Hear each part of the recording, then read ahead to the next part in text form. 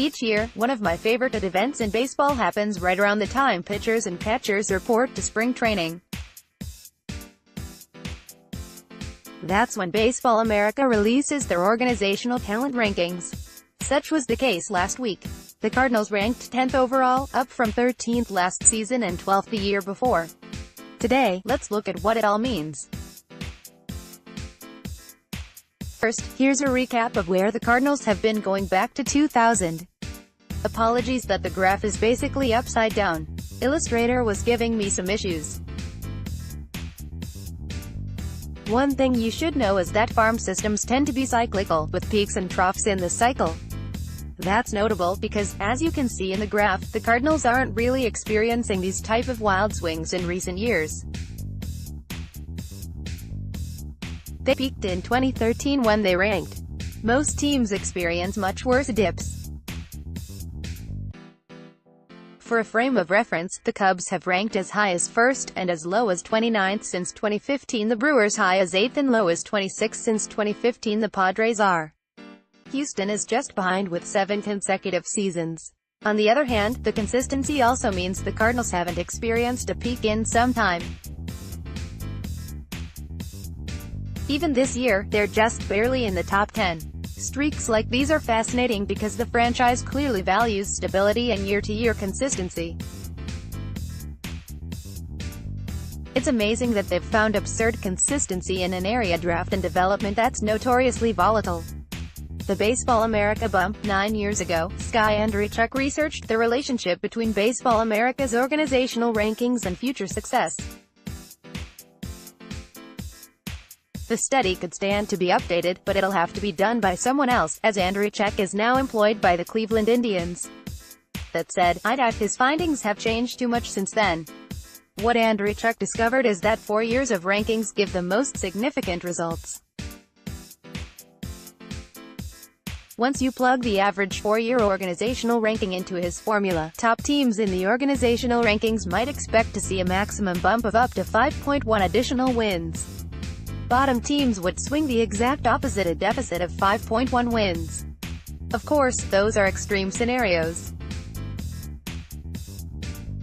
To attain the 5.1 win expectation, a team would have to finish. Thankfully, Andreychuk's formula covers the full range. What does this mean for the Cardinals? Andreychuk's formula spits out an expected effect on winning percentage. Let's multiply that by 162 games and see how many wins and losses the Cardinals have been expected to gain from farm prestige going back to 2000. I've highlighted two obvious sections, the valley and the peak. Keep in mind that this number is generated using the 4 previous seasons of Baseball America prestige. It was a very long process going back to 2000-2001, but they eventually reached a level where the farm produces bonus value. At this point, it's happening every season. It's important to give this info some context. Baseball America's first organizational talent rankings were in 1984. To get 4 years of data for each team, our dataset begins in 1987. Using the Andreychuk model to assign a wins added total for all teams since 1987, we can then assign a percentile rank for all teams. In the graph above, the Cardinals' percentile rank peak in 2015 comes in at the 83.3 road percentile. The Valley 2005 registers in the 0.58 th percentile, the 6th worst in all of baseball since BA started giving out organizational rankings. The 2019 team is 65.4 th percentile, solidly above average but nowhere near as elite as the late 80s Mets, 90s Braves, or recent iterations of the Astros and Dodgers, for instance. The NL Central is highly competitive in the BA bump for 2019. League-wide, the Reds rank 8th, the Cardinals 10th, Pirates 12th, and Brewers 13th. The Cubs bring up the rear at 26th, a result of years of win-now deals at the trade deadline. Putting it in a wins context, the Reds' farm system should be worth a bump of 1.8 wins this season. The Cardinals' bump is 1.18, the Pirates are 0.91, the Brewers 0.73, and the Cubs are -2.82. Finding a historical comp, I thought it might be fun to find some other teams in the sample with 5 consecutive finishes in the 10 to 15 range of the rankings. There's only one problem. The 2015 to 2019 Cardinals are the first team to do it. However, several teams have come very close.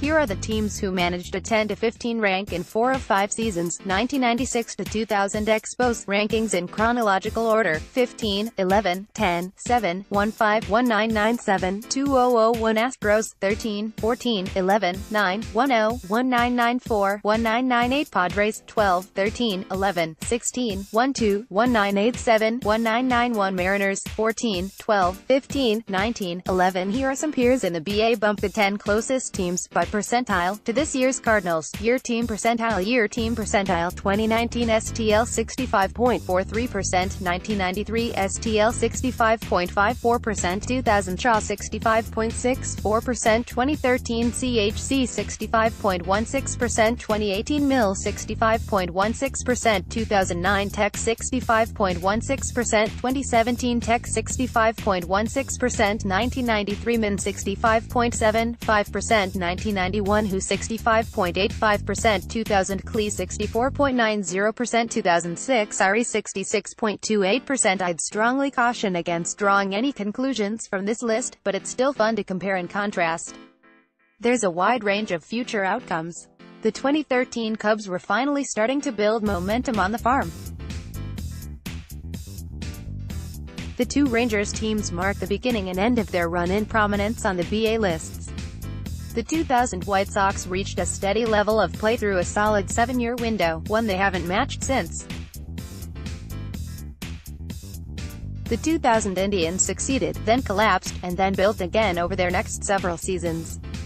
Houston took their 1991 prestige and ran with it, landing in the top 10 in 4 of the next 5 seasons and annually competing for the playoffs.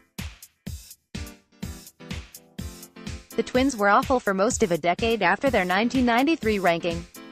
We know how 1993 turned out all too well for the Cardinals' dreadful 1994 and 1995 seasons, though much of the farm that made up the 1993 ranking also provided the backbone for the 1996 renaissance. So much of what we can deduce from this year's. They seem to be in good shape moving forward, with top talents like Nolan Gorman, Alejandro Montero, Malcolm Nunez, and Dylan Carlson likely to land in or near top 100 prospect lists. On the other hand, graduations from Dakota Hudson, Alex Reyes, and Tyler O'Neill will sap some depth. Kicking it into a higher gear, deeper into the top 10, will be imperative for the Cardinals to go where we want them to go.